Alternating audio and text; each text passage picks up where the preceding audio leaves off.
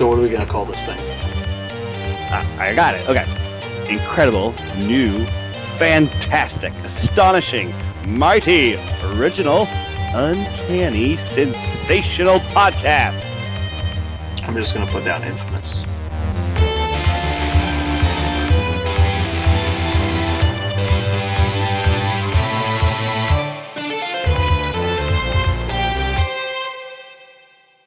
Hello and welcome to Infamous, the audio podcast. This is Brandon, or Mutilus on the forum.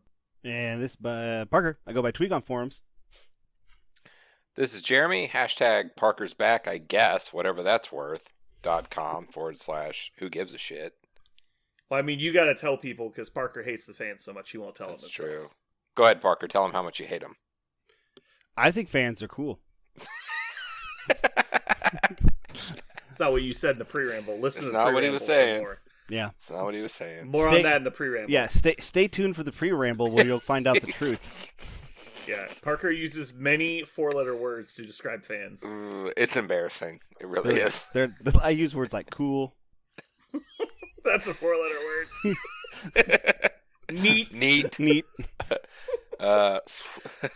Anyway, so now that we've speculated about Parker being a terrible person, moving into announcements, if you may have noticed from last week's amazing episode, Parker wasn't here, which is why it was an amazing episode, because you didn't feel this seething hatred coming from behind the mic. But so Parker's probation has tripled yet again because he missed an episode. And we even rescheduled the podcast so he could be here, and he still missed it. It was very disrespectful. Anyway, so he has 18 remaining podcast episode probations left. Then we have to be nice to him, but that will never happen because it's a lot. It's a lot. Yeah, a lot of ground to cover. We also had a very nice customer review. We want to thank everyone who reaches out to give us a review. I don't read iTunes reviews or anything. I probably should. If you send us a message, we have a Facebook page, Infamous MCP, and then we also have a YouTube channel, Infamous MCP, where we have all of our battle reports. I also tend to upload a lot of our episodes, but I'm not caught up on uploading episodes because I just don't have that much time. You can go there and you can leave us a comment on one of the videos, or you can send us an email at infamousmcpod@gmail.com. You can send us an email there. I probably check that once a year. Anyway. Once. I'm going to be honest. I am too busy to be checking all these emails. So far, all I've heard is that we really appreciate all your feedback. These are all the ways I won't check you. If we got feedback, I would read it. Are you blaming our listeners? There's only so many days in a row I can check an empty email account without killing myself, all right? Listen, you pieces of shit. If you decide to send us some information, we won't look at it. But if we do, it'll be at this location. I actually really want people to send us some information. So how about this? I don't know if anybody listens to any podcasts that do mailbag questions.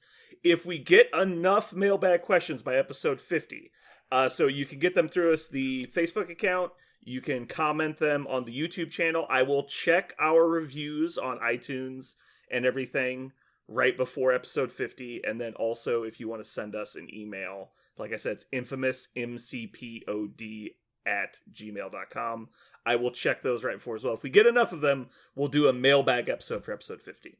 And so you can get us to answer your questions no matter how stupid they are. If I'm you're really also excited. disappointed in Parker, you will certainly be read aloud on air. Yes. 100%. I will also just read Parker insults to him and watch his face, and depending on how well it goes, I will upload the video. Parker's like, wait a second. I'm not okay with this. Let's go back. Let's go back. I was okay with everything up to that point. You were good. Yeah, Listen, now, Parker's it's because good with it. Thank the you. listeners are going to get their comeuppance. I think It's your time. I think I will be vindicated by the mailbag. I think people will appreciate my contribution to the podcast. I don't think they will all begrudge the fact that I go on vacation. Instead, they'll be happy that I come back a balanced individual, more ready to meet their needs. I think everyone's going to be very satisfied. Ready to meet their needs. Yeah. We're going to see how many needs you meet tonight. Mm-hmm. All right, moving on. Parker, let's go ahead and get through your garbage ass segment real quick. News. News. Okay. So first news, we found out more things about my boy, Amazing Spider-Man. Peter Parker gets some cards with Black Cat. So we know they were very thorough, telling us, describing exactly what they did, and of course we also got the pictures of them. So we'll talk about each one of them in turn. The first one, the cat and the spider, is pretty cool. It's got a pretty cool effect. Basically, the way it works is it's a combo card between Black Cat and any Peter Parker, so it could be the new Amazing or the original Spider-Man. If they're within 2 of each other, both characters may spend 1 each to play the card. Throw the allied Black Cat medium. Black Cat does not suffer collision damage during that throw. After the throw is resolved, Black Cat may immediately interact with any number of objective tokens without spending power. So it's any active turn, throw a Black Cat. Where she lands, she can pick up objective tokens, and of course, if it's her turn, she can immediately activate and then move away with that objective token. So this is the first time we've seen someone able to interact with an objective token outside of their activation. Yeah, and Black Cat's already a fantastic objective piece. Plus, in a faction that likes objective tokens, seems doubling down. Seems good and stuff. All right, so there's 2 problems with this card. Mm-hmm. One, it has Black Cat on it. Number 1, it costs a lot of power for models that do not create their own power out of nowhere. Number 2, why wouldn't you just advance Spider-Man up, pick the objective up, and back up? It's exactly the same shit. You can pay 2. It's not because it is. Peter Parker's already activated. Why would who cares? It doesn't have to be during either of their activations. Why would you do it in that order? What? Why wouldn't you just advance Spider-Man, pick it up, fucking move back, call it a day? Because it lets you go to the other side of the table. Miles can move and pick up an objective, and on the same turn, you can move Black Widow and pick up a different objective. That's amazing. Yeah. Incorrect. Also, it spends 1 power each. You have that at the beginning of every turn. Yeah, it's 1 power. Yeah. Also, It's a throw. So if you throw, it does damage. So if you throw, this is the other thing. Correct me if I'm wrong, but if you throw Black Cat at somebody with 1 health left who has an objective token, the throw knocks them down. The objective token falls out. Black Cat can then immediately pick it up and then activate and run away. Right? You just asked me to correct you, so I'll correct you. Okay. That's not how that works. Oh, okay, good. When you collide with somebody, you take 1 damage. They dodge, so it's possible they live.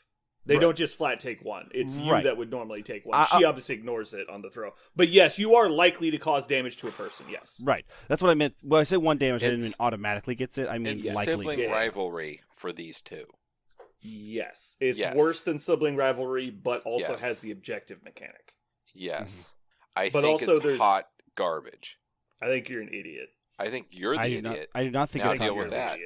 Well, let's vote on it. Parker, is this a good card? Raise your hand. Parker put a thumbs down and pointed at the audience. So I give it I guess that 7 thumbs like down.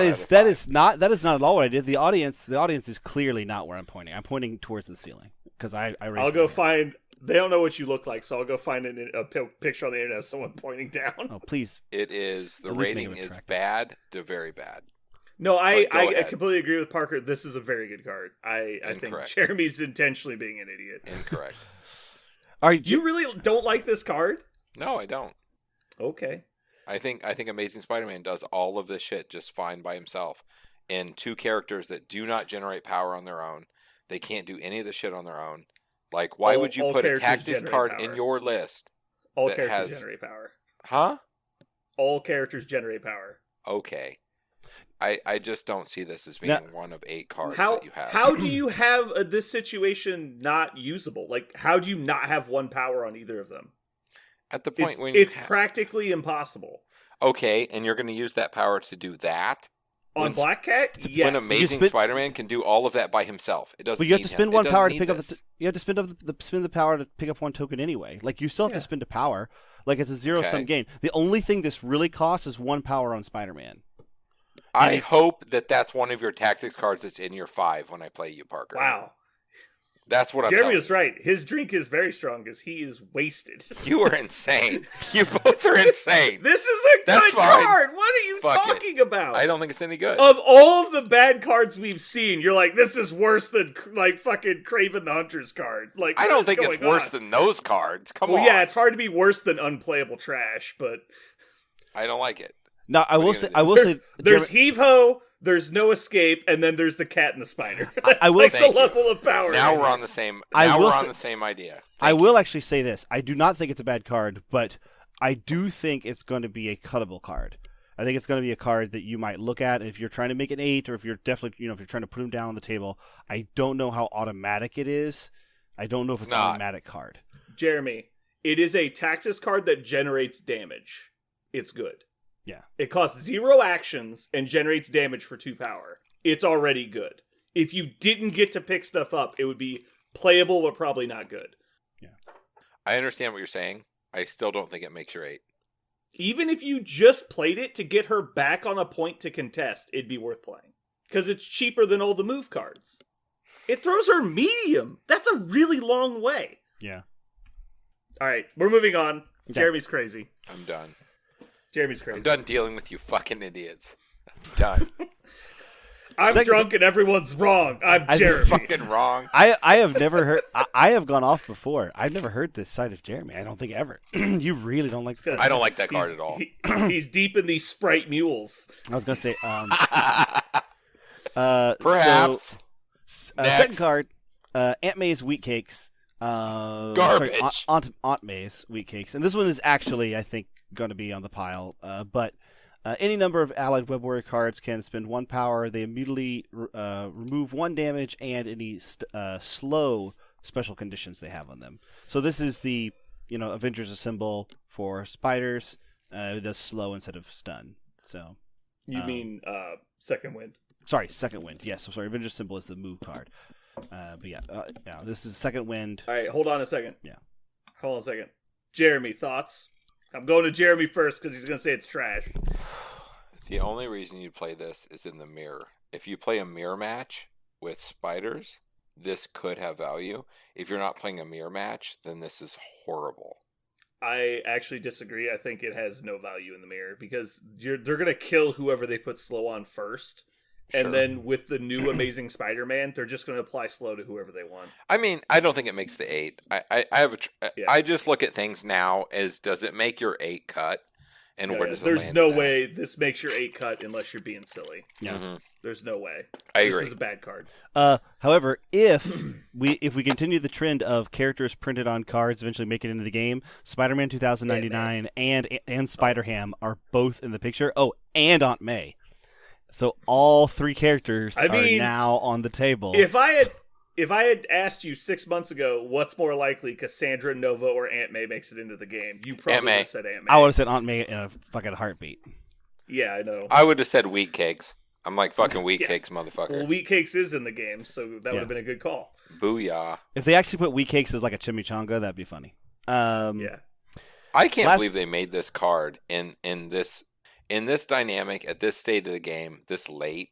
They put a card like that. I'm just No, they make this for the casual people who only buy like Web Warriors, and so you have an Mhm. extra Web Warriors Okay. card that Sure. is semi-functional. I guess. Because if you think about it, it is potentially up to like 5 or 6 more hit points for your list. That helps in Web Warriors. It's just not enough. If it would have gave everybody an extra power, think how good that would have been. Anyway, that's a whole mystery. Whatever. Last one is Spider Tracker. Reactive card for Web Warriors only. After an enemy character ends a move action within range 4 of an allied Web Warrior character, that allied character may spend 2 power to play this card. That character then immediately advances short. So you play it on whenever an enemy ends within 4 of an ally. Move you action. spend 2, and you get to move short. Mhm. It's interesting. I don't know if it's good. It has potential though. Reactive movement is pretty cool. How much does it cost? 2 power is pretty steep in Web Warriors. 2? Mm-hmm. I don't hate it. Yeah, I don't hate it either. I don't know. It's interesting. I'm just thinking about dumb ways to use it right now. So you could use it to take additional damage from Craven. Cage the Bee, Spider Tracker. You're like, what are you doing? Ah! I just It's imagine like some a guy world just runs where, into razor blades. He's like, why are you doing this? I'm not. I just imagine a world where Venom gets better. Like, that's fine. Yeah. He just kind of moves closer. That's fine. Free movement for Venom is always good. Hmm. Yeah, I mean, it's better than Trickster or Escort to Safety or Lifesaver. So, Right. Cool. Yeah, any of those are good. It's fine. It could make the 8. The interesting part about this one is because all the, like, once you get targeted, all of that stuff refunds the action. This just moves you. And so if they, like, Valkyrie charges you, okay, I move away. You never made the attack, but Right. now nobody's within 2 of you. So you're just standing there with an action that you can't use. And so now we just progress to your second action. Yep. Yeah, it's actually pretty annoying. This is a good gotcha card for sure. It's a good Yeah, gotcha it's card. a really good gotcha card. I don't know if it ends up being good long term, but it definitely has potential. Mhm. It's probably the best of the 3. Hmm. I think it's a little better than Cat and the Spider. It's way better than that card. If you bring that up again, we're gonna fucking deal. Like, I'm we're going to gonna make have a note problems. now. When we get to rating this card, I'm going to give it a 10 just to offset your 1. 0. And then Parker just gets to decide what the value is. That's fact. That's and a you fact. don't want that happening. No. So you Don't better let- you don't better let that give a shit real happen. number. It says the cat and Yeah. the spider on it. I'm going to give it a high. It's gonna be A plus rating. It's like probably a 9.5. Yeah. Minus 7 pizza rolls. I can't Yeah. even, whatever that is. Man, you are so mad at that card. That's so funny. Okay. I fucking hate that card. I don't get it. I literally don't understand. Yeah, I don't know where the hate is coming from either. Jeremy's normally like a concise, intelligent person, but not tonight. Concise. You motherfucker, shut up. All right. So All right, let's move moving on to on. something we can all unappreciate. We got Cassandra Nova's panel to play, and that's Wah, all I wah, really. wah. That's all any of us want to talk about it. But since we're doing a podcast, Yeah. we probably feel obliged to tell you that Cassandra Nova is going to be a character in this game. I thought you were going to say that's Awesome. all we want to talk about tonight. Yeah. Is that this No. came out? No. I was like- and then you're like, but no, that's all we want to mention about it. I'm like, Yeah. oh, okay. Yeah, that's all we I was actually like, want. To. that's not what. That's all I wanted want to talk know is that Cassandra Nova is a thing, and I don't want to read her Mm. card. I don't want to know. But about. How about this? Can we just have a gentleman's agreement right now, like we have with Shuri? No one plays Cassandra Nova, so we don't have to read her card. yeah, I, just I won't don't- play her. I'm out. Yeah. Yeah. Gentleman's agreement. Nobody. I'm Nobody. fine. All I'm right. fine with that. Fine. All right. Nobody has to read Cassandra Nova's card. One of the things like Cassandra Nova, I actually had an interesting idea after seeing her model. I do not, I'm beginning to wonder if it's actually not somebody has a hard on for this particular villain, but it's actually they just wanted to put Professor X in the game, but they didn't want to put another X-Men or something, or they didn't want to try to figure out his wheelchair or something, and so they just put in her because when you look at her model, it just looks like a slightly more feminine Professor X because it's her his twin. So maybe that's what they want to do. At any rate, Cassandra Nova is basically going to be kind of copy and paste Jean Grey with a little bit. She's going to be like the nega Jean Grey, right? So the opposite of what a lot of the stuff that she does. So whereas Jean Grey stops movement, she does a lot of movement stuff. So what we know, Jean Zaro Gray. yeah. So what we know is that she has Psionic Bolt, just like Jean Grey, which has the sap power on Sap it. Power. We also know that she has Mind Possession, which is a Mystic attack. It costs 1 power with Strength 6 and allows her to advance the target at speed after it deals damage. Also, she has a Flesh Manipulation attack, which is a Strength 8 attack. It pushes and damages all characters within range 2 of her, so it's a bubble around her. They also mentioned that she can stop an enemy target in their tracks. We don't know what that means exactly, like stop their movement or something.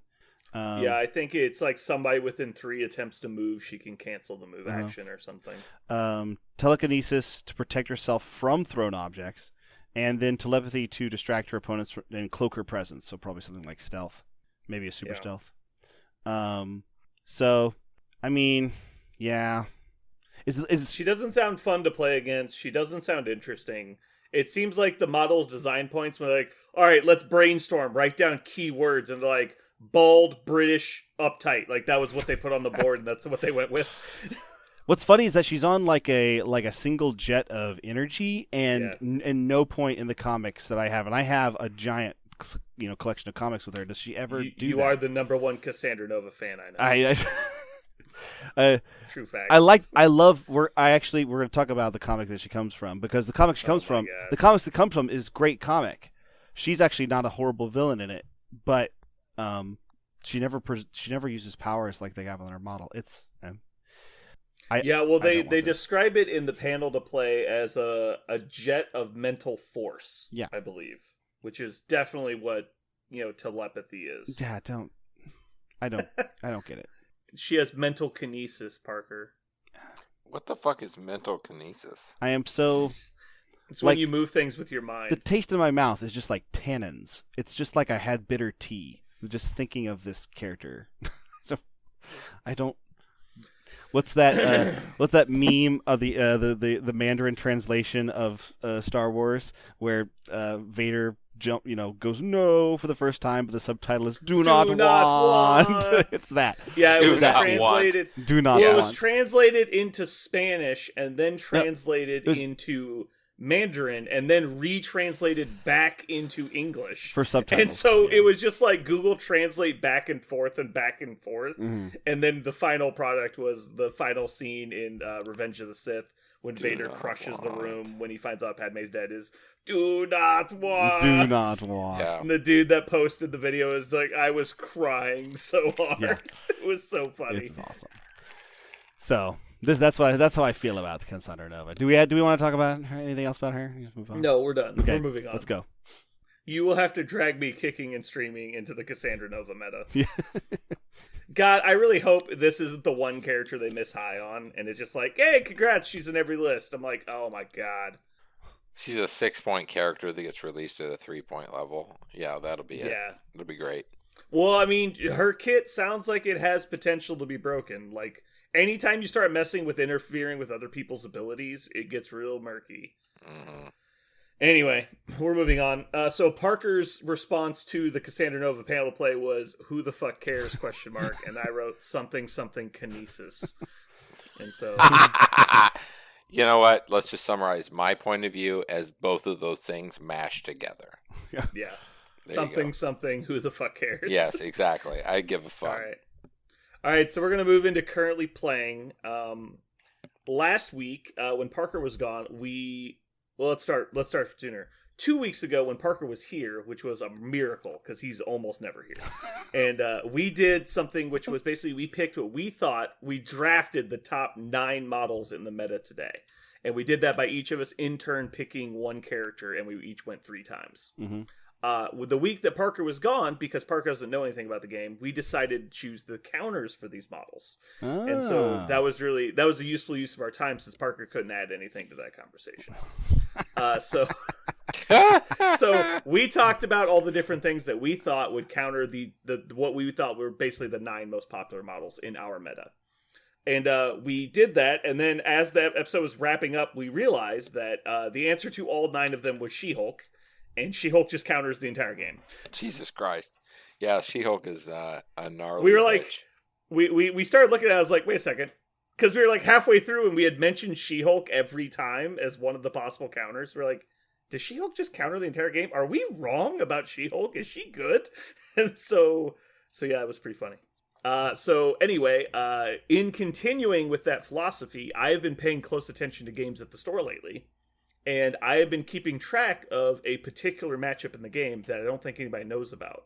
Because it's a kind of odd matchup you don't see very often. It's Magneto versus one character. And in all of the games I've seen, all of the battle reports I've taken, Magneto has never beaten this model. Not one time in the history of all games played at the store. Do you guys want to take a guess as to who that person is? I mean, you're talking about She-Hulk, I'm actually right? curious. Well, I mean, that would be pretty obvious, but that wouldn't be very many games. Because, she's a 6-point model, blah, blah, blah. What model totally shuts down Magneto? Or Yep. you've seen this happen over and over again in Yes. in your personal Over and over experience? again, you see Magneto, and he loses to this model. I'm curious to see where you guys' minds go first. I guess no, that doesn't make any sense. I feel like I want to say like another big model, but It is not another 6-point model. oh, If I were to guess and to think logically about it, I mean, I'm sure you have some sort of like rope. That is the point of is the point of this. No, segment. I mean, you're obviously looking for rope-a-dope, and I'm going to No, give you... no, I actually want to hear what you guys I think. think Magneto... I think Magneto is beaten by MODOK every time because MODOK can move him. But I think you're fucking with us, and I'm going to find out the real answer soon. I actually think Magneto is decent into MODOK because he can actually kill MODOK. It's decent, but I don't think you can... whatever. Yeah, We're gonna I haven't find seen out. it enough times because usually when Magneto and MODOK hit the table together, they kind of avoid each other and they kind of just Yeah. like ships in the night. That's go what I around see each too. That's what I see too. Yeah. But because I figured- neither person wants to risk losing that fight. Mhm. I'm gonna say something really weird. I don't think this would work, but I'm gonna guess. Is it Taskmaster? I'm just trying to think of something weird. Like Taskmaster is an interesting guess. How did you come to that conclusion? well, because he like Thanos wants. It's not Thanos. Magneto just wants to overwhelm him with dice, right? And Taskmaster is not easily overwhelmed by dice. Like you need one shot to do a lot of damage, and maybe he doesn't do that. Although he does take damage from throws pretty easily. But I thought that's the problem. yeah, but so Taskmaster doesn't have anything to do with the throw, but he does not go down as easily, and maybe he does some damage back with the photograph of reflexes and stuff. I don't know. It was an idea. He just dies. Yeah, Okay. he can't survive the throws. So Taskmaster is an interesting thought, but it was not correct. The correct answer is Crossbones. Okay. Would you continue, please? What do you mean? That's the answer. It's Crossbones. If you want to beat Magneto, you play Crossbones. Okay, Is this just because cool. every time you've seen Crossbone was somewhere on the board? I mean, it's Like, a sample size of like 7 games. which is a small sample size. Crossbones is the one that did it, or Crossbones was just like somewhere on the board. It's just the pattern I found. No, actually, Crossbones ran directly at Magneto in each game. Okay. No, but the interesting part is nobody ever attacks Crossbones. And so he gets in on Magneto and then just kind of stands in front of him and blocks all of the fucking throw lanes. And so he ends up having to attack him. But he's 4 physical defense, which isn't nothing, and he has damage reduction. And once you daze him, he's still standing in front of you. And so it's like he just gums up the works for so cheap that you can't really do anything about it. And you can't push him because he then just advances right back to where he was with aggressive. He's surprisingly frustrating to play against with Magneto. I've actually thought about for that. almost no investment. I've thought about that recently, about just the fact of putting a model base to base with Magneto and like Just to what block that everything? does. Yeah, I mean that causes all kinds of crazy shit. Mhm. Yeah. Like he can't do half amount of work if that he wants to do. Because the thing we talked about with She-Hulk is a lot of the answer problems thing was that she has aggressive. She gets to move after she's damaged by an attack. And Crossbones also has that. So any of the people that move people with attacks, that gets thrown out the window as soon as you bring aggressive back in. So all of the things you can do to get them out of there just gets erased unless you actually daze them. And a lot of the things that do throw or push people do it after damage. And so Yeah. even if you do daze him, he's still standing there. And he can choose to use his damage reduction or not use his damage reduction, depending on if he wants to trigger aggressive or not.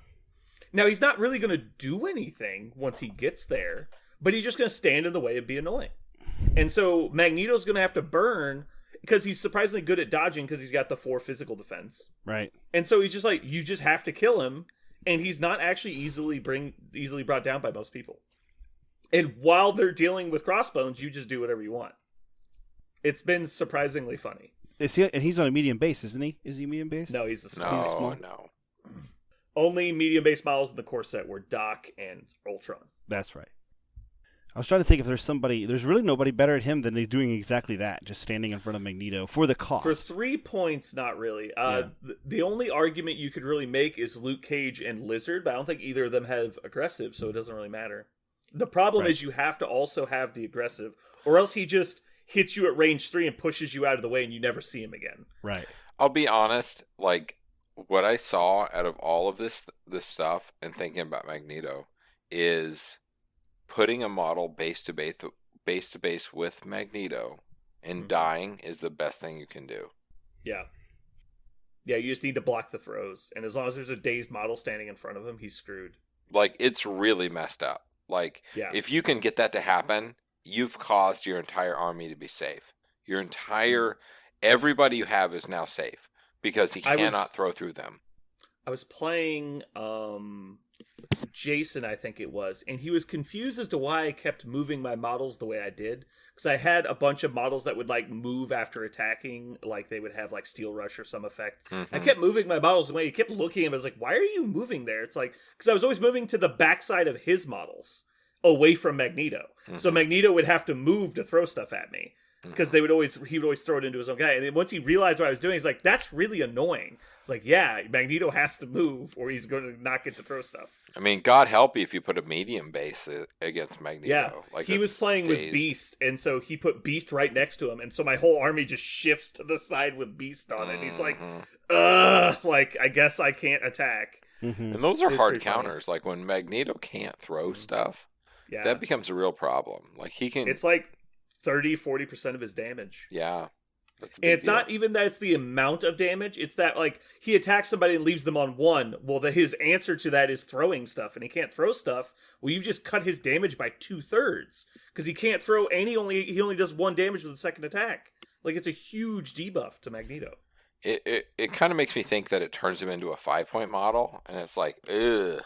Like Mhm. he's 6 points. Like he needs to get every point out of Yeah, his abilities. yeah. You can't just walk Magneto into stuff. You have to think it out a little bit. Hmm. And because of that, because it's such positioning oriented, it's kind of like back to the days of War Machine, where it's like, well, you could counter a lot of good units with good positioning. Mhm. Yeah. All right. Let's see here. Is there anything else we want to talk about for currently playing? No, I think that's probably good. All right, so let's move into hobby projects. Parker, I believe you had something to talk about. Hey, I actually started to put together models and stuff. Alright, So I did mark the something date. extraordinary. It is June lie. 30th, 2021. It's in a lot. It is it's 3 a lie. years after the game came out, basically, and Parker has started assembling models. And here we go. I made a MODOK start to finish, and then COVID happened. But I did something. Did you put MODOK together? Yeah. Okay. I Good job. We did all. I did MODOK with your heavy done. help because I'm not a painter, but I did something unusual. It was a Saturday night, and I went tomorrow. I'm going to go over to Brandon's house, and I'm gonna assemble and paint models. And I can't remember the last time I actually had that feeling. Like I'm excited to go paint and put together models. And really, the only reason I've ever had that feeling, Brandon, is because of your amazing policy of come assemble and paint. Because man, I cannot stand the thought of just like sitting down in my own space where I like to do other things and Get that Like, gross paint it's and just modeling stuff all paint. over my shit. paint and model. Ugh. Yeah. That But- sounds horrible. Dude, the kids in the neighborhood don't have the same open door policy that you do about my invitations. Yeah. But I did, and I got a bunch of stuff assembled. I got all the new stuff except Scarlet Witch, and she's gonna be in pieces because her magic effect is hard to paint when she's glued to it. But yeah, I am pumped to get things painted so I can put things down. I got some heroes that need hiring. So bad. All right, so there's one thing I wanted to talk about in our hobby project section, and I'm pretty sure Jeremy and Parker are going to have a lot of fun in this segment. I want to talk about the best model ever. I think that Atomic Mass has achieved their pinnacle of modeling. The when food they truck. released Iron Fist. Mm. Because I know you both had a lot of fun assembling your Iron Fist, and you think it's probably the best model in the line. So, listeners, I have terrible seasonal allergies, especially when the weather gets bad. Brandon's giggling because of what happened when I was over at his house. No, I just think a funny twist on this is like you literally couldn't bring yourself to look at the model. Yeah. So I was assembling the Iron Fist, and there's these little tiny energy they're supposed to be like wings or like energy like rippling against the ground effect. Yeah, they're dragon whispers. Yeah. And so I'm And so I'm trying to put these tiny little bits on the side and trying to make them flat. And at that moment, my eyes just get so inflamed from my allergies. They start watering and they're so incredibly irritated. I can hold my eyes open for just like 4 seconds. And then they just start watering and screaming in pain as if Iron Fist himself and that model was just, my body was rejecting it. And I just had to close my eyes. And Brandon was like, why are you staring at that so intently for 4 seconds and then recalling like in looking pain? across the table, he's looking down, so I can't tell that his eyes are actually closed. And so he's just like has his head bowed over the model, and he's like he can't open his eyes because they're swollen shut. I was like, what the fuck is going on? It's like someone pepper sprayed him. Oh, it was terrible. But anyway, so a lot of people hated on the Iron Fist model when they posted the picture of it. What did you think when you assembled it? Can I go first? Yeah, I actually you. liked it a lot more once I assembled it, like a lot more. I do not know what it is about the studio model, the studio paint. That maybe when I paint it, I'll be less impressed again. But like the model itself, I was much more happy with it in person. It seemed just fine. I am. I'm also planning on putting a green shirt on him, though. I'm going to do all green because shirtless Iron Fist is Jeremy, weird. what is your opinion? So I got the little like flamey things at the bottom, and I did the whole modeling thing, and it looked fine and whatever. I don't know. It's a giant fucking dragon puppet that is on his hand, and I fucking hate it so much. I painted it, and I fucking hate it. It looks fine. I just did the studio scheme, and who gives a shit? I feel like every once in a while this company misses, and for me that was a miss. Like, I just hate it. Whatever. So this is interesting. I did a bit of a social experiment here. So I know that Parker hated it when he first saw the picture. Yeah, I really. hate And I know you also hated it, Jeremy, but Yeah, I think I did. you only hated it because other people hated it. So I actually told Parker that you actually really liked it once you got it put together. You fucking liar. Then I You son of a bitch. that's what I told Don't him. play me in your 100% games. did you And so then I motherfucker. asked Parker after he put it together and after I told him that what he thought of the model, and he's like, you know what? It's really not that bad. I think it's fine. And so I'm just curious how much of that was the like buying into the group opinion of, oh, it's actually okay now. And so I'm actually curious. And so once I asked Parker about it and he just said it's not that bad, you kind of backed off of your stance of it's burning trash. And then as soon as I brought this back up, now you're on the burning trash pile again. That's funny. And so, I mean, so I'm I painted curious. it. I did all You- of it. well, I But built you it. you paint all the models, so it doesn't matter. I That's nothing built new. it. I painted it. I can tell you. Jeremy, from- you're not special. I'm fucking special, motherfucker. I I painted it. I did all the things, and here's the deal: it's not a model I'm happy about. It's a model that's done. Like, that's how it is. Yeah. I have models that Yeah. I'm happy about. I mean, It's Cassandra not one. Nova is twice as bad as Iron Fist, so it doesn't really matter. I might. It's not like the her. worst I model don't in the know. game. I'm pretty All excited. right, well, I about was just Cassandra. curious. I don't think it's that bad. I don't think it's worth complaining about. He's a dumb character anyway. It's so not I worth can't- complaining about. You I'm take gonna that give back. you that. Yeah, It's he's fine. such a terrible Whatever. garbage character. He's so cool. I mean, the Iron Fist TV show on Netflix was basically like their fucking Dark Knight, like masterpiece of putting Luke Cage on, or not Luke Cage, but Iron Fist on screen. And so, like, if that couldn't make it work, obviously no amount of modeling is going to make him a good character. So. That is not the litmus test. Whether or not you can make a Netflix show is not a litmus test for a character. I think All right. No, because they did such a good job, then that is like the ultimate pinnacle of what Iron Fist is portrayed as. I'm gonna put Danny a Rand. green shirt on him, and I'm Netflix. gonna love it. I'm gonna love playing him on the So- table. I don't care. I can't wait for you to try to freehand a green vest on a guy that doesn't have one. Oh, model. I'm It's not gonna put a look vest on amazing. him. It's just gonna be a green onesie. He has that in some of the issues. So Just paint him here's- green. No, he has the Here's yellow where- belt, and the yellow shoes. I put him in the category of Wolverine. Like, his model is really cool, but he doesn't do shit. His model is really shit, but does okay. Like, he's Wait, kind of in you the same think balance. you think Iron Fist is better in the game than Wolverine is? Wolverine has never done shit for me ever one time in the history of That's the game. because you suck. No, That has nothing to do with Wolverine Wolverine. sucks. No, I think that's you. Oh no. Disagree. Oh, It's going to be a hard mercy. pass. All right, we're going to move on. Senor Now that Jeremy Logan has agreed, is it's just terrible. all him. I've just watched Wolverine tear you a new one a couple times, and you're like, God, why doesn't he ever do this for me? No, he does not. He It's real hates bad. me. It's It's the same personal. as your Thor. Your Thor never does anything. Listen, my Thor loves me. Because he knows you don't like him. It's the unspoken truth between you. It's like, dude, you're a piece of shit. All right, we're moving on. So we're going to talk about today, our main topic is going to be the new leaders coming out for the original faction, specifically Avengers and Cabal. Do the new leaders change the meta enough to open up more options for their faction? Is it worth switching to the new leaders, or are the original leaders still the obvious choice? All right, Jeremy, it's your topic. My topic.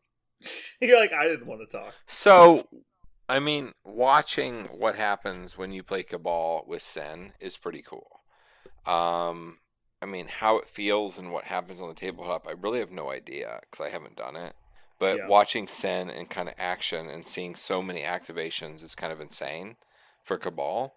So if you include all the Cabal tactics cards and kind of like see what's available, I mean, you tell me, Brandon. You're the one who ran it. I mean, how did it feel? So I didn't know we were going to start with Cabal. It's fine. So with Cabal, the experiences I have had are when you leave a meta stagnant for long enough, it becomes a little bit solved. And especially when you have a small play group, that tends to happen even more often. And so the things I've noticed is it wasn't even necessarily so much that I was playing Sin and Red Mayhem Cabal. It was that I was just playing 6 models. And because in our meta, 6 models is a don't go. We almost always have 1 or 2 supermodels and then 3 guys to fill in. And so we run 4 or 5 man lists, sometimes 3, and even sometimes again 2. Like we've seen 2 model lists do well. And so like we are very aggressive at playing high point models. And so we're also very comfortable playing low point cost models. That's why we don't tend to play 4s. It's just the meta we're in. People have a play style, they do it that way, it's whatever. But when you put 6 or 7 models on the table versus somebody and they're playing a low model count list, like 4 guys at 18 points, it's like, well, now what do? It's a completely different situation when you end your final activation and they have 5 people to go. It's like a completely different situation because there's just 5 turns of them beating on you and you don't get to do anything. And it's hard to recover from and learn how to play against in a short, because obviously the normal thing you do is you pass priority in the early turns and you try and bring people down. But if you can't actually get enough of them down, like, because the whole point of Black Order is basically you Scorpion move with Thanos and you just drag one of their guys over and kill them. And you keep doing that until the numbers are about even, and then you go in and fight them. But you can't really do that against Cabal, because a decent amount of their characters are mobile or have stealth, and they actually hit pretty hard once they get there. And so it's just different.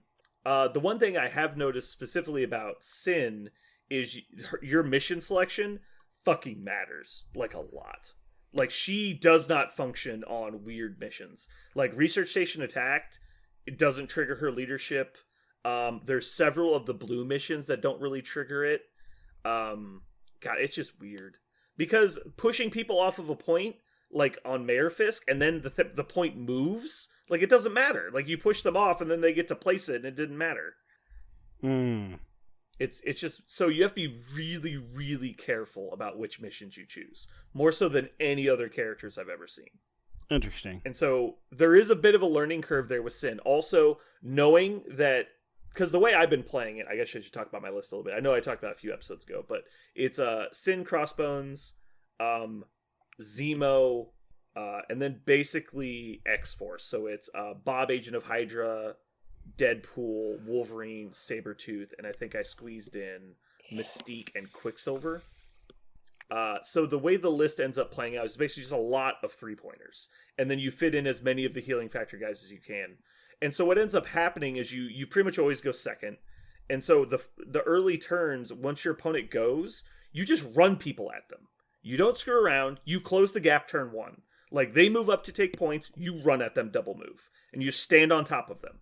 But normally when you do that, they go first and start dazing people. But in this one, you get to trigger your leadership on everybody. So you're running at them to trigger Sin's leadership because you're triggering off of the secures, you're triggering it off of the extracts they're holding. And so what happens is they drop a bunch of their extract tokens, they get pushed off of points, and now with their priority, they have to decide if they're going to try and fight you and let you pick up the objectives they just dropped, or go get the objectives before you get to pick them up for free and run away on a stealth character, which is a big problem. And so usually what they'll do is they'll spend their first activation to pick up their objectives. And then they basically lost priority. And so now you're going first with more people because they spent their first action recovering from your leadership. And if they don't, and they fight you, then you just get a point advantage with outnumbering them as well, which actually gives you a noticeable advantage. And then you just start playing the mission game. I'm just going to score as many points as possible. So it's been very, very weird. But it's been fun. It's very interactive. You get to make a lot of decisions, which is surprising considering your list just runs at them. I really like that. One of my favorite things in games is when an ability does something that it doesn't say, right? Mm-hmm. Like the way it actually translates onto the board is it's not exactly like if the ability says spend 2 energy to do an X, what it really says is spend 2 energy to do this totally different thing because of how it interacts with the game. Right. I really like. It sounds like Red Mayhem. When you take advantage of it in the way you chose to, it doesn't say, roll dice to maybe mess with objectives. It really says roll dice to functionally remove priority from your opponent. Like that's weird and cool. Like I like the sound of that a lot, and that's exactly what I wonder if like Amazing Spider-Man and Sam Wilson Cap will do for the others. It'll have some, because when you read it, they go, this seems really good, but I feel like once it's actually on the table, it will do something else. Like it will force my opponent to do something different. It doesn't do exactly what this is. It has something else. Like Amazing Spider-Man kind of says, your opponents will be spending, actions to remove slow. Like cost your opponent an action. It's kind of what it says. It's not exactly what it says, but it's kind of what it says. Just like you're saying, it kind of says you lose priority because you're having to deal with the fact that your tokens are all on the board. It's interesting. Yeah. So I basically tried to imagine this list off of the Bifrost Bruisers list that we had been playing and throwing around. And so that was kind of the initial thought is like, well, we don't get the healing, but you get more models that are also annoying. And so it's kind of like the thought process. By the way, Bob, Agent of Hydra, quite good. I'm actually worried he might be a little too good. How so? Do explain. I can't remember if I told both of you guys. I told Jeremy, I'm pretty sure. But my last game, I played with Bob. His first attack of the game dealt 16 damage. And that's not like I rolled 16 hits. My opponent's list suffered 16 wounds from his first attack. Jesus Christ. Well, technically from the fallout of his first attack. The attack only did 5. But so I did 5 to Storm, threw myself into Valkyrie, who was also within 2 of Storm, so she took 2 damage from the explosion and 3 damage from the throw and died. She was already injured, so she was KO'd by the attack, despite not being targeted by it. Storm was dazed, and then Beast, Magneto, and Saber took 2 damage each, in addition to that, so 16. Jesus.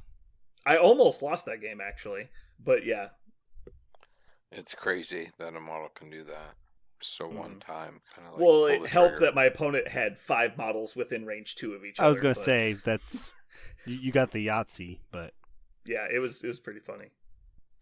Well, that game is recorded and will be posted. And fun fact, it is Battle Report. Can you guess which number? 69. I was going to say 69! I think you should have said it! I should have! But I was like, surely he's not taking a break to do a 69 joke. He is. You're an idiot. Clearly I am. Because I, unlike you, care about our fans. That's right.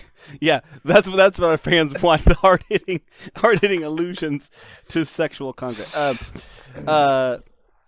Okay, so I want to know what you think, Jeremy, about Sam Wilson, Captain America, because that's I'm excited. I want to know what... I'm going to have to look this guy up. I honestly don't remember what he does. So, If you put enough small models on the table, I mean, you're talking about a 6 model to 7 model kind of spam kind of deal. And every time you daze a model or KO a model, another model moves. I can't imagine a world where that's not a problem. That's what I see. I mean, I don't know exactly how that works out, but when a model can just kind of move back onto a point or just randomly move away from you or any of that stuff becomes kind of crazy. Remember, it's remove one special, remove one damage, remove one special condition, and make advance short. It's all 3. Like, I mean, the first 2 parts are kind of gravy. Yeah. Right. The move is the big deal. Right. The odds of you having a bunch of low health characters and a bunch of them have damage on them and aren't dazed is pretty low, but it is relevant. It is. I'd say removing the condition is more important than the healing. Also, if you're playing like a 6 character list, then Second Wind becomes more viable because, you know, it's another remove effect card and it heals everybody 1. I think it's got to be good. I mean, I think it has to be good. I don't know that it's my list. I don't know that I'd want to play it just because it's not the way I play, but I think it would be very frustrating. I don't know. Whatever you think. It seems very obnoxious. I like how he was extremely aggressive about voicing his opinion earlier in the podcast. Yeah. And now he just wants to go to bed. So he's like, it's whatever. I don't really care. I don't know. guys- This was my topic, and I just don't care. It seems agree. good. I don't know. It's important when Jeremy picks the topics, because then we just don't care. There you go. There you go. So a couple things I did want to point out. Me and Richard tried to spend about an hour and a half building lists for Captain America, and every time we did, we just ended up putting other Captain America in the list because we're like, think about if you got the discounts on all of these abilities. Yeah. And so no matter what happened, we were always trying to put both of them in the list, and we tried repeatedly to take him out. And we just always came back to it. So I'm interested to see what people come up with because I am unimaginative apparently. So there's something that happens in a lot of games, and this is kind of going back to where I said where metas get solved a little bit. You get into this kind of like Cold War arms race, and this happened specifically in Magic the Gathering. Back in like 7th edition time, like Onslaught Age, it was very slow, control-oriented. I'm going to play this game with a bunch of counter spells. I'm going to build up this impenetrable defense, and then I'm going to play one card and slowly kill you with it. And so it was like the way everyone played Magic, it was like the standard for the meta.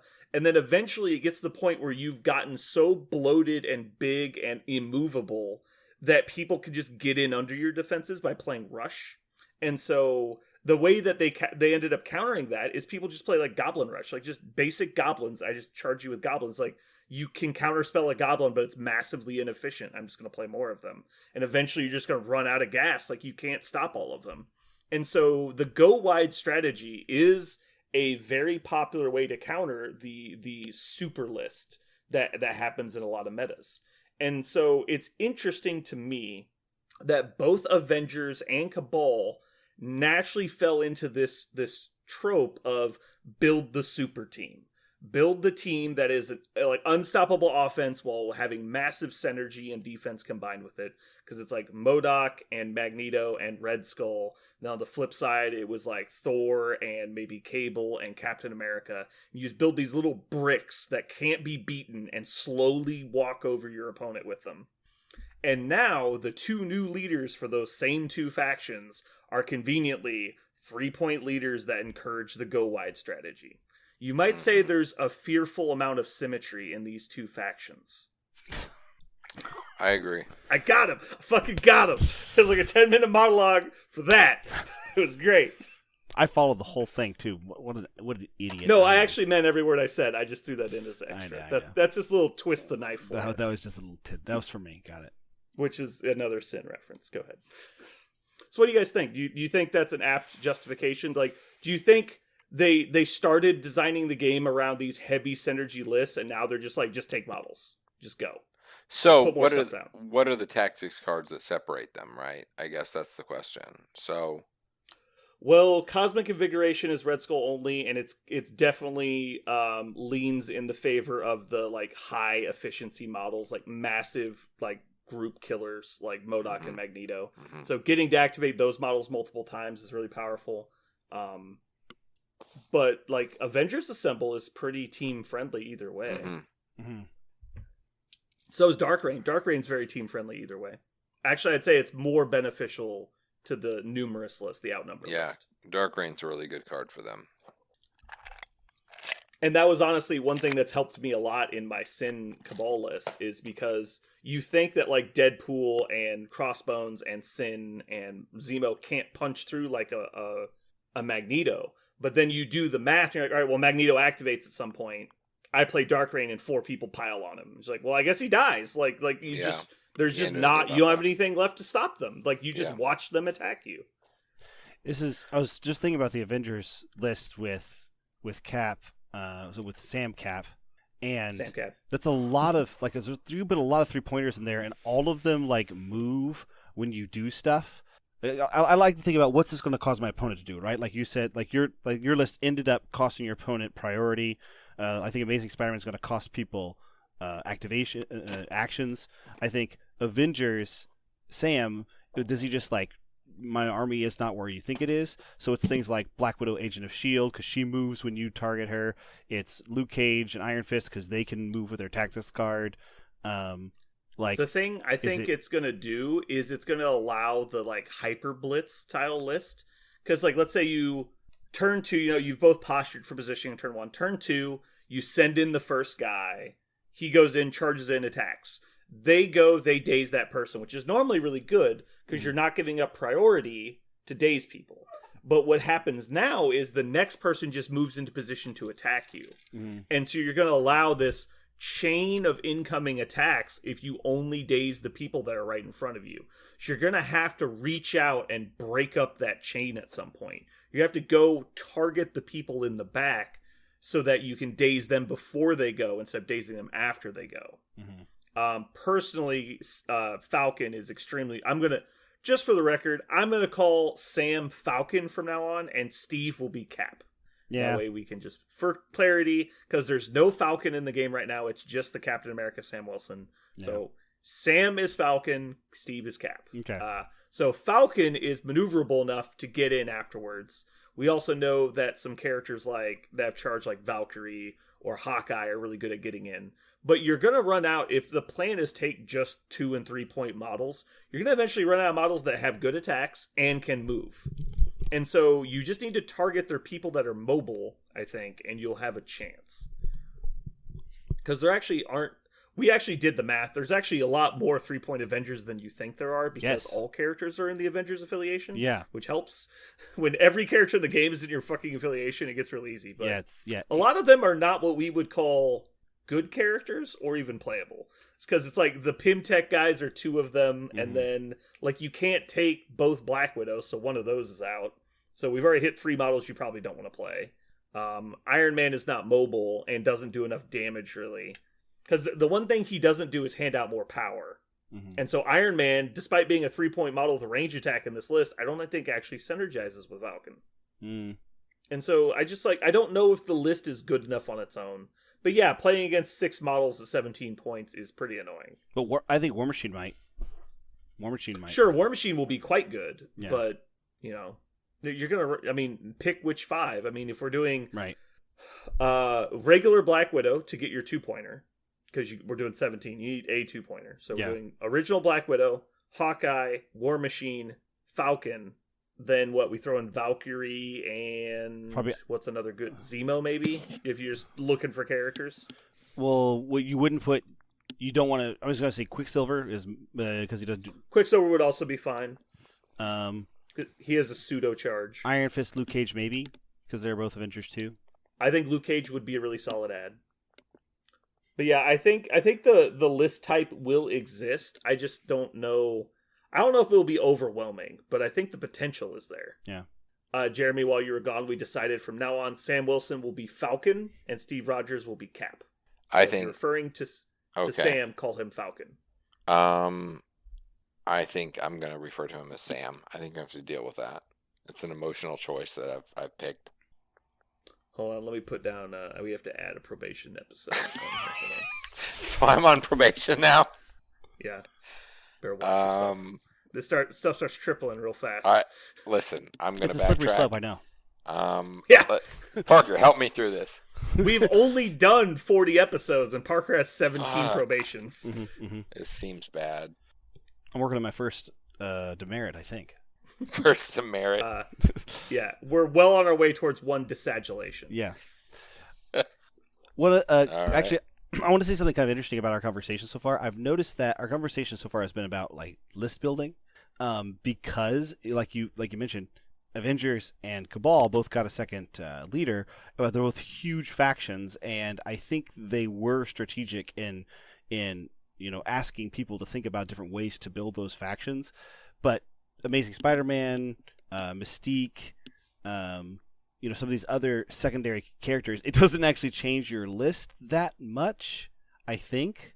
I don't know if your list changes very much by switching from Miles to Peter Parker, Amazing Spider-Man's leadership ability. Does it?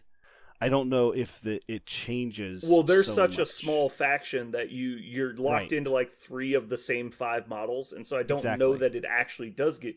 And also, you're adding a leader that costs 2 additional points than your old leader, Mhm. so like you've lost even more choices. So it's much harder to go the opposite way when you're like, well, here, like that'd be like saying Blackwater, here's your new 12-point leader, and you're like, thanks. Yeah, I have so many cool new interesting options now. Like that's not how it works. right. Also, the reason I think it's pretty obvious that the reason we kept trying to add Cap into the Falcon list is that he has 3 2-cost abilities and no way to gain power. Yeah, they're all strong. Like they're all. good, Yeah. but like, where's his power? Yeah, Like he doesn't gain power. yeah. Yeah, it's like turn 2, you use charge so you can airlift. I was like, I don't think you've done math. Yeah. Yeah, I think charge almost never gets used. Like, you'll just basically airlift every turn. Anyway, I don't know. I think it's a pretty viable strategy. I don't know that it will dominate the meta. I think it will force the super teams back to a level of normality because having the option to play against 7 characters is a problem. 7 characters that have synergy together. And because we're getting enough models out now that that's true. Yeah, I mean, there's only a couple of them that do it. I mean, Guardians of the Galaxy is like truly, as much as I can't stand them, they're actually pretty legit. 7 characters on the table that actually work together is pretty scary. Yeah. Yeah, Guardians are definitely like a heist team. They're like everyone does their own thing, but we somehow synergize. Mm-hmm. Cool. Is there anything else you want to talk about for this segment, Jeremy? Did we cover it? I actually had a question about specifically. I was thinking about. I'm excited to play Amazing Spider-Man coming out soon. He's a new, and since we're on the topic of new leaders changing things, would you ever switch out some of the out of faction Amazing Spider-Man? For example, does Crystal make the list because she can stop your opponent from shaking the slow? Is that something that you would do? I don't think so. Right I now, don't think- like you wouldn't do that. No. So No, because especially if they're playing Amazing Spider-Man as their leader, they just put it back. Like, Right. it doesn't matter. Right. So I was just trying to think of like I was running through scenarios in my head and go, oh, because I'm not doing Miles and I'm doing Peter, surely I'm going to put in this model, and I can't think of like I was like, does the list change other than now it has Amazing Spider-Man? Well, I would think of it from the point of view is that you're not adding any models, you're actually taking models away. Right. Because you're adding a 5-point model to a list that already had like a preset determined best options. Mm-hmm. And so you're actually removing like because the strategy hasn't changed. Between Falcon and Cap, the strategy noticeably changed. Yes. And same thing with Sin and Red Skull. The strategy noticeably changed. The strategy between Miles and Peter are different, but it's still the same concept. I'm going to take board manipulating models that have efficient attacks, and I'm going to do that. Like that, the strategy hasn't changed. Just the way you go about it is different. Does that make sense? No, I'm actually a little confused because before it was they were a non-engaging, right? They did not engage. They did engage, but they was very much on their own terms. It was a Right. very control style engage. So it's like, I'm going to fight you, but only when I have you duct taped to a wall and a knife is like held against your neck. Like that's the only time I'll fight you. Right. And I think that's still mostly true. Mhm. You've lightened up on the restrictions because you're better at it now. and you just put more emphasis on the fighting than the board control, but you still do both at a very good level. Right. There's still a glass cannon high skill cap faction that can fight and board control. I totally agree. So is Amazing Spider-Man just an upgrade then to Miles? Because Miles is still a fantastic 3-point model. Even if you took his leadership ability off, he'd be strong. I would say it's more like, it's hard to explain without going back to another game. So like in War Machine, where there's like 3 or 4 different things that your faction can do, and usually like 2 of them they're good at. It's basically like switching between those 2. So it's like, well, I can do these are my 2 strengths, is I, in the right spots with the right synergies, I'm one of the better fighting factions. And then just flat out, I'm one of the best board manipulation factions. So you're sacrificing your primary, which is board manipulation, to be even better at fighting. That's what you're doing. So you're becoming a more balanced faction. Yeah. As we're doing the sellout Miles route without Amazing Spider-Man is more of just a board control that fights when they need to, but your plan is not to fight. I guess you're doing Peter, your plan is to fight a decent amount. what's funny is funny you mention that is in this particular case, correct me if I'm wrong, but I feel like I'm still going to play Miles in a list where I'm playing Friendly Neighborhood Spider-Man as my team ability. I don't know. Miles is a fairly reasonable character to put in pretty much any list. Exactly. So Yeah. you're not really losing Miles. You're unlike you're probably not taking Captain America if you're playing Falcon, right? You might take Red Skull if you're taking Sin, but probably not.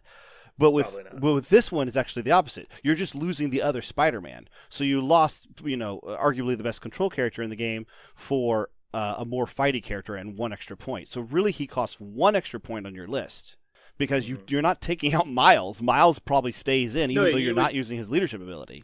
Yeah. I guess what I'm saying is, from that point of view, unless you really, really want to have the regular Spider-Man for all his control potential, I feel like it's just an upgrade. I feel like Amazing Spider-Man is just an upgrade to that list because you're not losing any of the things that Miles gave. You're getting, I think, a better team ability, and you're upgrading Spider-Man from a just pure control character. For 1 point, he becomes a really strong hybrid. I don't think it's fair to say it's just strictly better. I think a lot of people will view it that way, but the fact that you need to make that decision at like list building stage and not at like list selection stage, because you can't have them both in your list. Right. Like you can't have both Peters, period. You can only take one. And because of that, that's going to affect the other cards you take in your list. Mm-hmm. And I think not having the ability to skew maximum board control is a noticeable loss. I don't think people will acknowledge that for a while to come. They'll be so happy with their new fighty guy because they get to do something new that they'll be just happy with it for a while. But eventually we'll get to the point where you go, remember when Web Warriors could just do whatever they wanted? And you're like, yeah, I remember that. It's like, why doesn't anybody do that anymore? And then I think it'll come back. And so it is good. I think he is a very, very good model. I think the strategy they would play with him is good. I don't think it's obviously better. Okay. Like saying he's strictly better would mean. As where on the other affiliations, it's a complete divergence from what they were designed to do. Yeah. As where yours is just a shake-up. Right. Okay. I mean, Web Warriors with Miles is Web Warriors as we know it, whereas the new version isn't controlling half as much. And, I mean, look, the new Peter Parker's a tank. He's not a murderer. He's not. Right. He's not Magneto. He's not MODOK. He's a tank. He's a tank right until the moment someone plays Mark for Death, and then he just dies. True, but that's the thing. You have to have Mark for Death. You can say he's a tank all day long, but I've re-rolled plenty of defense dice in my day, and let me tell you, that doesn't mean Sure, but sometimes it means everything. I mean, sure. He's sometimes in games you roll good, I guess. Okay, well. He has that ability. I mean, he can never die sometimes. That's a new thing for Web Warriors. Like, he can simply never die. That's what he adds. You already had characters that re-rolled all of their defense dice. He just has one more defense die that gets to be re-rolled. Okay.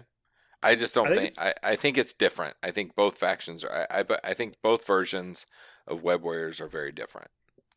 I think this is going to be a lot like Angela when she came out and people were like, oh my god, she's 4 defense dice across the board, and she's a medium long. Yep. Like, and then she was played for 2 weeks and fucking vanished because she's terrible. He's another option. Absolutely. He's a good option for different things, and he's going to create a different environment, which is perfect. Yeah. Great. That's exactly where you want the game to be.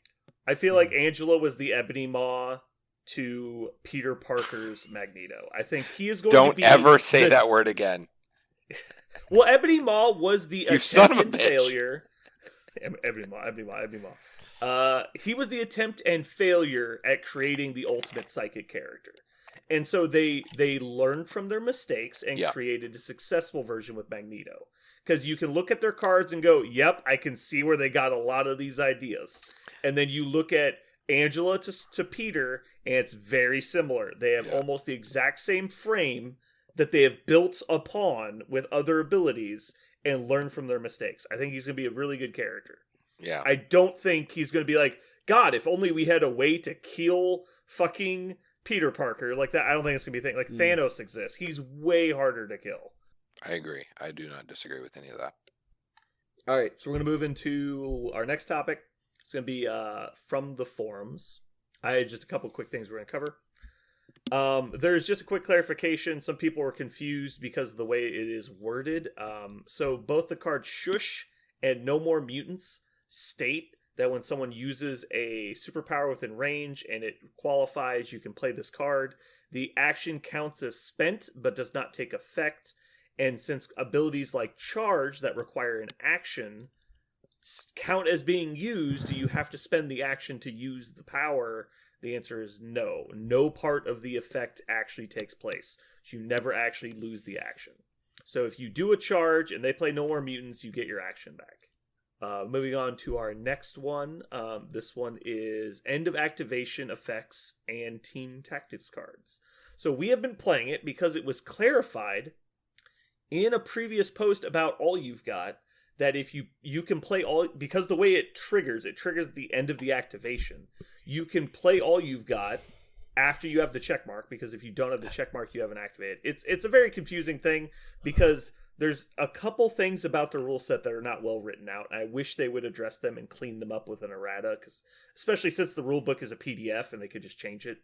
But basically the way it works is anytime you've done your second activation, you gain an activated token. Now, an activated token apparently does not mean that you have activated. It does not mean that your activation is over. And so you can play All You've Got, which is still during your activation, but after you've gained the activated token. And then you remove the activated token, you go again. And so it's just very confusing. I don't know why they've chosen to do it this way. They should have just clarified it the first time. Basically, though, once you have, quote, activated, your turn ends. There is no opportunity to do anything. And so unless you have a reactive ability that is responding to the fact that your activation is ending, you can't do anything else. Does that make sense to you guys? Sure, but then when does All You've Got? Is All You've Got reactive then? Is that how it is reactive? Yes. Okay. Here, so, I'll pull it up. So it still gets because I might have misworded it as well. Let's see. All You've Got. So All You've Got is a reactive card. When a character threat value 6 or less would gain an activated token at the end of its activation, you may spend 4 power to play this card. Do not gain the activated token. Your turn does not end, and you must activate that character again. At the end of that character's second activation, the character is healthy. They gain a day's token. If they're injured, they are KO'd. So what we had been doing is people would play All You've Got, gain the day's token after their second activation, and then play Field Dressing immediately with another character, because it happens at the end of their activation. Because it had been clarified, gaining the activated token did not end your turn in a previous ruling. And so we were like, okay, he's got the activated token, so his activation's over, but they clarified your turn isn't over, so we had been playing Team Tactics cards. With this post, they are clarifying that you are not supposed to be able to do anything after the activation ends, unless that thing is a response to the ending of the activation. So characters like Corvus Glaive, Proxima Midnight, and Sin could still trigger their other character to activate immediately, but those would be the only types of effects you could use. So So why would you want to field dressing somebody immediately, like as soon as they got? Because if you thought your opponent was going to do something to prevent you from playing field dressing. I got it. Like, let's say, for example, you got 2 people and everybody else is way on the other side, or your other character only has 1 hit point, so they might not get to live long enough to do it later. I see. Yeah, there are times you would want to wait though. Yeah. So let's get rid of that. Next one up, dice triggers. This is just a clarification that I think everyone needs to know, so I'm going to bring it up. The person is asking, the name is Amazon Andy. It's probably the only name I'll ever read. When do dice triggers activate? Do they activate before dice manipulation? Do they activate after dice manipulation? If a dice is changed, does the original effect still occur? And when does basically when do things trigger? The answer is each individual ability that requires a dice face says when it triggers. By the way, it doesn't. It's very ambiguous. This is the other thing I think is unclear about the game. So basically, when you get to a step that you would use an ability, so like for example, Pierce, you would use Pierce when the opposing or the defending player modifies. I said this wrong. When the attacking player modifies the opposing player's dice, you would use Pierce. So it only matters at that moment if you have a wild. If they then re-roll your dice later, it doesn't matter. You've already used Pierce. And so if you have the energy absorption ability on Captain Marvel against someone with Pierce, they will pierce your energy absorption before it triggers, which is very annoying. Okay. But basically the answer for this question is it matters when the effect would trigger. And so for ability like Flurry, it triggers after the attack is resolved, so you would need to have the wild at the end of the attack. Moving on, this is kind of a fun one. We have till the end of the line question. Ooh. Which relevancy? We have a new character in the game named Sammy. If both Captain America Steve Rogers and Captain America Sam Wilson are within range 1 of a Winter Soldier, when the Team Tactics card is played, which Captain America gets the Tactics card bonus or both? Oh. The answer is the Captain America that played the power gains the benefit. I was gonna say Only Captain America the one that spent may power. pay the cost. Yeah. Oh, both of them can pay it though? No. Only one of them can pay it. Oh, okay. Yeah, that was the clarification. Is only one of them can play it. I don't know. And that is our From the Forums today. And if you really like From the Forums, listen to the pre-ramble for some mockery of From the Forums. Because Whoa. we only let you have the good uns. See, I hate people that post on forums. Parker hates our listeners. There's a small difference. I actually love our listeners. I know our listeners don't post on the forums because That's true. we just read it to them so they would know the answer. All right. So that's going to bring us to our last segment today, which is going to be Parker explaining his favorite comic to you. This is his favorite comic of all time. Go. So Grant Morrison, amazing writer. Comic books has done just a plethora. He did a semi reboot of the X-Men that he called New X-Men, and New X-Men was, I say semi reboot because they borrowed a lot of the things from the primary timeline and like made those very sacred and canon, and then just kind of disregarded some other things from the timeline because he just didn't want to. He thought the X-Men would be more interesting with just kind of ignoring some things and keeping the things he wanted to. And very, very strong reboot of the X-Men done in 2003. And so I recommend, at this point, you can go get the original issues, but the new X-Men has been collected into some large volumes, and I'm going to talk about New X-Men Volume 1. The entire thing was written by Grant Morrison, and it's super strong, returning the X-Men to kind of their roots of, a team dealing with people and relations between races. And however, Grant Morrison, because he's a really good sci-fi writer, comes up with some very fascinating new bad guys like the Human that believe that yes, indeed, mutants are the next step in evolution. So if human beings want to get some of that action, they should actually just start murdering mutants and taking their DNA and organs and putting them in people to get their powers and stuff. So they graft crazy mutant skin that has powers and abilities, or they are a very weird, creepy, awesome bad guy that starts harrying the X-Men. So one of the things that Grant is famous for is he loves to layer plots, and so they're like one subplot that runs through nearly a 200-page volume. And then another subplot that's running at the same time is our next character, the next bad guy that's coming into Marvel Strike Force, Marvel Crisis Protocol, Cassandra Nova. And this is the first appearance of Cassandra Nova is in New X-Men Volume 1. And she is menacing and cool in this. She does some awesome stuff. She interacts with the Shi'ar Empire and, big moving and shaking the whole universe with her abilities. The introduction that you get to her with Jean Grey and Emma Frost going inside Charles Xavier's mind to find out where she comes from and what she is. It's awesome. Grant Morrison famously does these issues where the entire issue has no words. There's no text, but it's inside somebody's mind. So there's these awesome visuals that he conjures with the penciler. And the pencils for that one, I believe, was Frank Quitely. But there's some really cool storytelling done in New X-Men and the introduction of the new villain. And so if you want to know what is Cassandra Nova, why is she in my game, check out New X-Men Volume 1. It is a good read. It's really good storytelling for the X-Men. And if you're reading it and you're going, why? I feel like he's breaking rules. It's because he picked and chose kind of what he wanted the X-Men canon to be. But as Grant Morrison often does, after he treats something with his particular style, everything that follows after that often mimics that. So he really wrote another way to do the X-Men in 2003, and everything after that has been very much a part of this vision.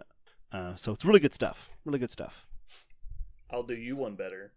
Why is Cassandra Nova? Who is Cassandra Nova?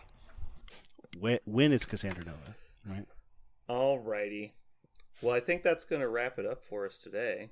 This has been Brandon. And Parker. And Jeremy, not Parker. Better than Parker. Lots better. All right. And this has been Why is Cassandra Nova?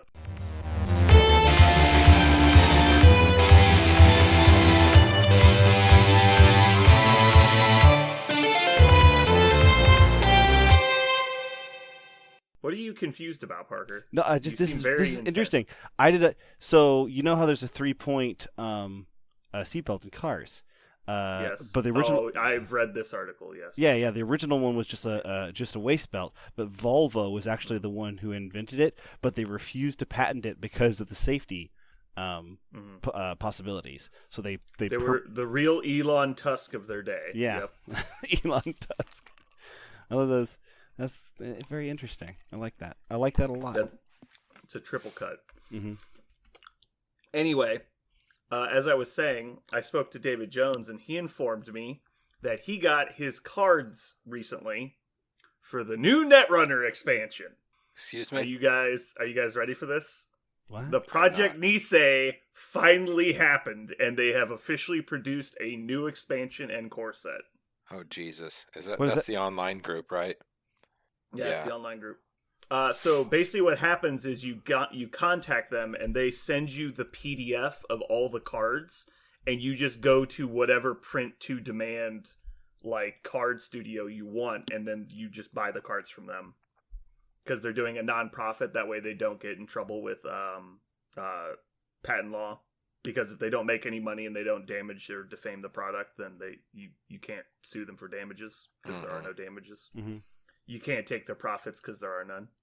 So anyway, yeah, so you can basically just go and you get the PDF from them for like cost or free or whatever it is, and then you just go to it's like Drive By Card Game or something. It's like a subsidiary of Drive By RPG. You just pay them an amount of money and they print you the cards and mail them to you. So this is something that has been a long time coming. I haven't heard of this before. Yeah, as soon as Netrunner was killed because the license failed or was not renewed, Project Nisei started up like right then. I remember looking into it when it was happening, but it looked like it was a ways away. Well, apparently today is a ways. We have officially gotten to a ways, and now that's behind us, and now we are weighing into the future. Okay. And how does that affect you? We can get new Netrunner cards. No. But by who? Just like randos? Or randos just Yeah, making the well, I game? mean, there's like an online community and they do stuff, but they basically said it's so many of the expansions going back into actual Netrunner are legal in their format. I can't remember what it's called, but they have their own like cyberpunk name for it. But it's basically sounds like pretty much what we were already playing with the new stuff as well. Sounds like it's basically from second core set of official Netrunner to current of their game, which is like core set, starter deck, and like 2 new packs. And they've made some amendments to the banned and restricted list. Like, for example, SSL has apparently been banned. Which one's SSL? That's the generic asset that you can advance twice and then crack it for up to 8 money, depending on how many tokens are on it. It's the one that gives you money as the corp. Okay. But yeah. They've slightly changed some of the art just to be technically different. Okay, I'm not in. Not in. Jeremy's out. I'm checked out. I'm not in. Parker, But you in? why? But why? I don't want to play Netrunner. You don't want to play Netrunner? I mean, I have a Or Netrunner. you don't want want to not play Netrunner? I have Netrunner the game that was made. Why would I want to print off things that somebody else wanted to make? This just seems like a strange thing. That would be like if I just like wanted to make my own rules for Marvel's Crisis Protocol and I just put them out there. And Sure, didn't I make get any money that. on it. Mm-hmm. I'm not mad. I'm not But mad. I'm not mad that they did is, it. a lot of it is canon Netrunner cards. Like, sure, Gamble and stuff is all in the core set. What I wouldn't hate is if, when we're playing, if we incorporated whatever ban cards and whatnot. That makes sense. Like, if the community has decided that a card is too strong, I wouldn't mind putting anything on banned and kind of like reincorporating different cards. That's fine. I don't mind that. If we want to use their rule set, whatever. That makes sense.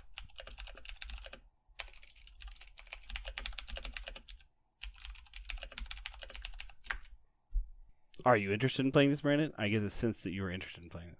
I'm just informing you guys that we have a new option. So if Netrunner ever gets stale, we have we have access to new cards, which is the entire point. Like when there's no longer going to be new stuff, you run into the problem of eventually this will get old. Yeah. Right. And so there's now an avenue to prevent that from happening. That's the news, basically. I get it.